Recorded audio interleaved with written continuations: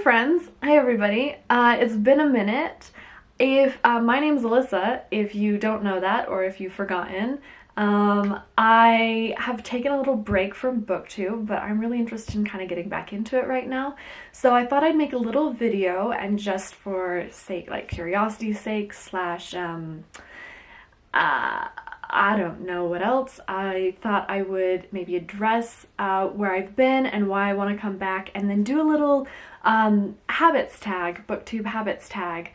I thought that would be fun to include, especially because I feel like the need to almost like reinitiate myself into the community, but I already did the BookTube newbie tag and I'm not a BookTube newbie, so this one feels a little bit like a little bit about me as a reader.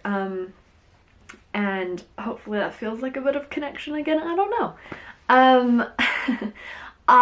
So where I've been, I started BookTube and made content for I think around like 9 months, and then I've taken about a break for the last 9 months, and I don't have a really like satisfying or exciting answer for where I've been.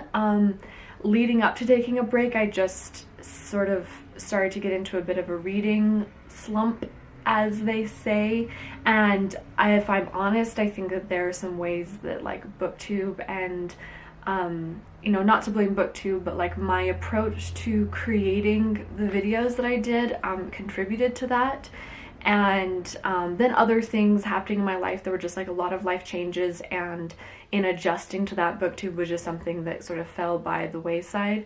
Not like serious or bad changes, but just things that were just adjustments. I ended up moving abroad for a little bit, and I was in Paris for about 3 months, and I just didn't really feel like reading much while I was there, and I didn't want to make myself, because I was interested in like engaging with the city and engaging with like sources of creativity and culture and art in different ways, so I just did that.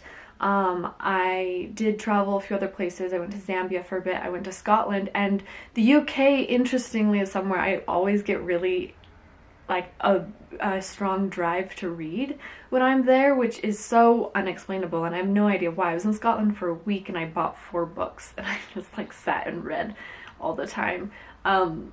But yeah, and then I was in New York, which is another place that really makes me want to read. I knew this, but it's only been manifest to me in the last few months that I'm heavily influenced by my environment. Like how much I want to read is really influenced by my environment, even like the seasons. I'm a very mood-driven reader, and not just by like what I read, but like when I want to read and things like that. So all of that has combined to me taking a bit of a break, and I've been okay with that. Like I've read a few things, but I just haven't been in the mood for deeply discussing them and things like that. But recently I've really had a mood shift back into reading, and I think there are a few things that have happened that have really put my mind in more of a place to want to engage more deeply and to like analyze and to talk about how I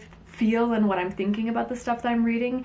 And that, alongside with having just coincidentally and very luckily, and I'm very grateful for this, having picked up some books that have been really interesting to me and that I've really engaged with, I've both really enjoyed or have just found really intellectually engaging. Whether or not I felt like they were a good book, I just really engage with them. I keep on saying that word, but that's the one that's coming to mind. Anyway, as for my channel, I kind of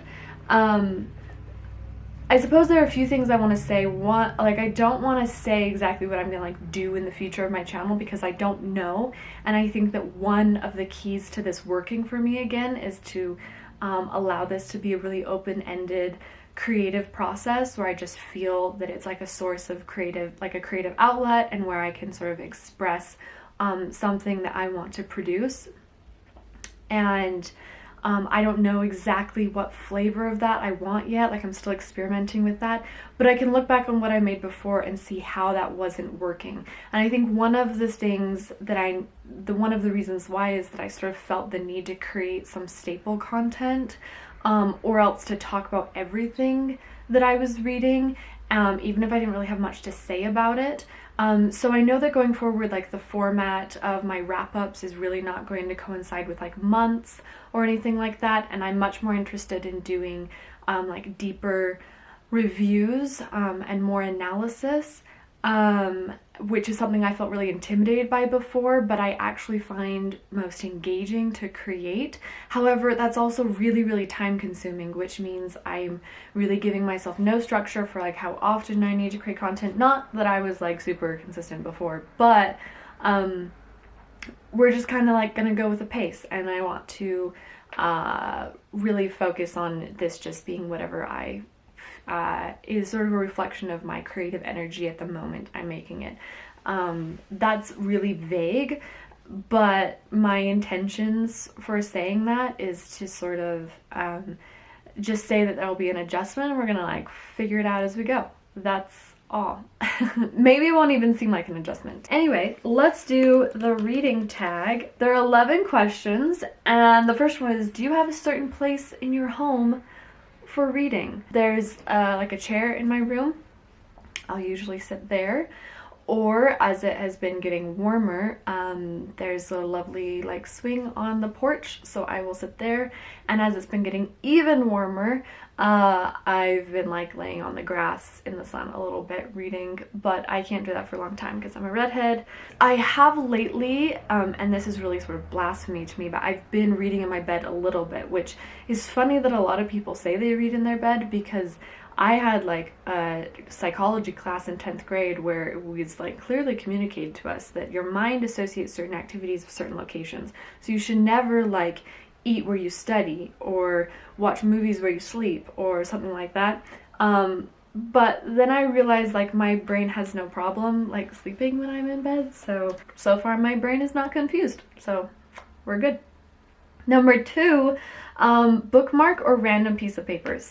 What I use are not quite random pieces of paper, but kind of random things that I like enough that I don't want to throw them away, but they're not sentimental enough to like put in a memory box or like scrapbook if I did that kind of thing. So they kind of fit in this category that I don't really want to throw away, but I'm minimalist enough that I don't really enjoy having things in my life that I'm not using somehow. So I tend to like have a category of like, there's this middle ground category where I can use like old tickets or like from places I've been, or plays or museums, or like postcards of artworks that I like that kind of fit into this category where I justify their like remaining in my life because I'm using them as a bookmark, but I like them. So I don't have any kind of bookmarks that are manufactured and created for the purpose of being a bookmark. I don't have any of those, but all these random things that I use for bookmarks, once they are used for a bookmark, they have been given a new purpose in life, and they now exist as a bookmark, and they'll move from book to book to book, and I'll keep using them until they get lost, or until I no longer have like an attachment to them, and I'll throw them away. So it kind of is this like limbo land where these things get to continue to live and be part of my life for a little bit longer, and they have like memories associated to them. Here, I'll show you a few of them. So I have like, for example, here's the like Musée Rodin. So I have like Musée Rodin, or I have here, I have Come From Away, it was a Broadway play, and Hadestown, both excellent plays. And then when I was in New York, there was a visiting exhibit from Felix Valton, which I really liked, and so I bought like both of these. That is on the back, not actually on the... I use these for bookmarks quite a bit. One of the last times I was in London, I bought Peter Pan, and then like the day before, the next day, we went to a play. It was The Curious Incident of the Dog in the Nighttime. So I used that, like I used that as the bookmark for that book, and then when I was done, I kept it in it because like Peter Pan, the Peter Pan was like a souvenir from that city, and then the bookmark was like an experience from that city as well. like that's how I use my bookmarks, or how I match them. Like a lot of people say that they like match their bookmark to their book that they're reading. Mine are more like personal experiences I associate with bookmarks that I attach to a book. Or the other thing that I will use, if I'm reading a book, like for example Winter, I'm currently reading, and it has lots of little stickies, then like just my sticky tag will end up being a bookmark because I just am using it so much. That was a really long answer to that question. The third question, can you just stop reading, or do you have to stop after a chapter or a certain number of pages? I can just stop reading. I really don't care very much. Usually I read until I hit a point where my mood changes and I don't really like feel like reading anymore. And if there's not a natural break to the book within like max 3 pages, then I'll just stop. Do you eat or drink while reading? No, not really. I'd say there's like an occasional cup of tea, but not really. Question number 5 is multitasking. Do you listen to, wait, what was it? Number 5, multitasking, music or TV while reading. Gosh, my short-term memory is so bad. I don't much. Never TV, that's ridiculous. Music sometimes, like occasionally I can just be in the mood for it, but usually it's because I need to like cancel out other noise. So if I'm reading in like a public place, if I do listen to something, it's, dang it, now there's a ad. It's something like this. I listen to this kind of thing. They just have like, and then you just hear that.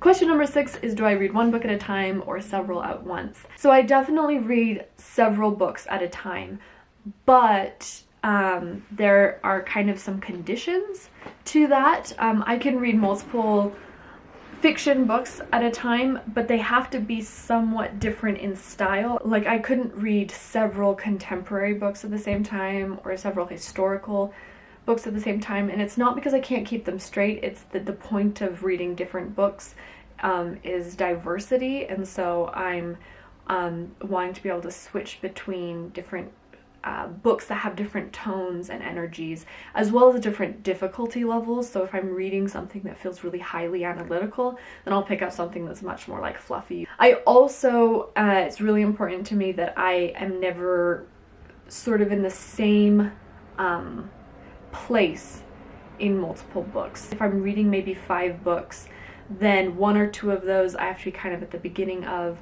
1 or 2 of those I'm near finishing, and then others can be somewhere in the middle. They have to be evenly paced out like that. Question number 7 is reading at home or reading everywhere? Well, at this moment of self-isolation, I'm definitely only reading at home, but typically that doesn't matter too much to me. I would say I generally read at home, but it sort of depends on where I'm living and what kind of lifestyle that is including. I don't mind reading everywhere, but I definitely get better quality reading if I'm at home. I do quite enjoy like taking myself on a date to a cafe or like brunch somewhere and just like sitting by myself and reading while eating. Oh, I guess that would mean that I said that I don't eat while reading. I suppose that means, like, that made me think of like snacking, but I will on occasion like go out and to a cafe and then read while like having an experience there. And it's very like, it's much more about the reading really. This question number 8 is, do you read out loud or silently in your head? Definitely silently in my head. I don't ever read out loud, really. Question number 9 is, do you ever read ahead or skip pages? The only time where I do this is where I'm on like the last leg. I'm this close to DNFing a book. Maybe just skip forward several pages, like a few chapters, and read and see if what's happening there is more interesting to me. But that's like a pretty last ditch effort, and so that's pretty rare. So generally no. So the next 2 questions I'm actually going to kind of combine because they're very related to me. Question 10 is, do you break the spine or keep it like new? And question 11 is, do you write in your book? So the reason I'm connecting these books is because these questions is because I don't really buy books very often. I really, really rarely buy books. But when I do, the reason why is because I want to write in them. And so I don't really care about the spine much because the reason I've bought the book is because I really want to like engage with it. I really want to like write all over it. I want to add like sticky notes to it all over the place, and so I really don't mind it looking like the book is used. I end up feeling very much like I'm approaching this book as an experience. And if the book looks as though I've experienced it by the end, I'm very content with the idea of that. The only second reason that I ever buy books is because they're too long, that I don't feel I'll be able to get through them in the time that I'm allowed to have them from the library, slash they're also popular enough that I can't just like easily renew them over and over and over again. So like Dune is one of the very few books I've recently bought, and it's exactly for that purpose because it's a beast. So yeah, that's everything. Yeah, that's all of the questions from this book tag, and I'm also grateful to be back on BookTube. What I'm grateful for is that I'm feeling back in this sort of creative mood, and that BookTube is the kind of community that I know is like here for me and welcoming for me to like join back in to. If you are one of my previous subscribers, I'm sorry to have been gone for so long, and please say hi in the comments. I'm excited to engage back with you guys, and also to be like soon sharing some content that I'm much more energized and excited about creating. So I hope you guys will enjoy it. So thanks for watching, and I'll see you guys in another video. Bye.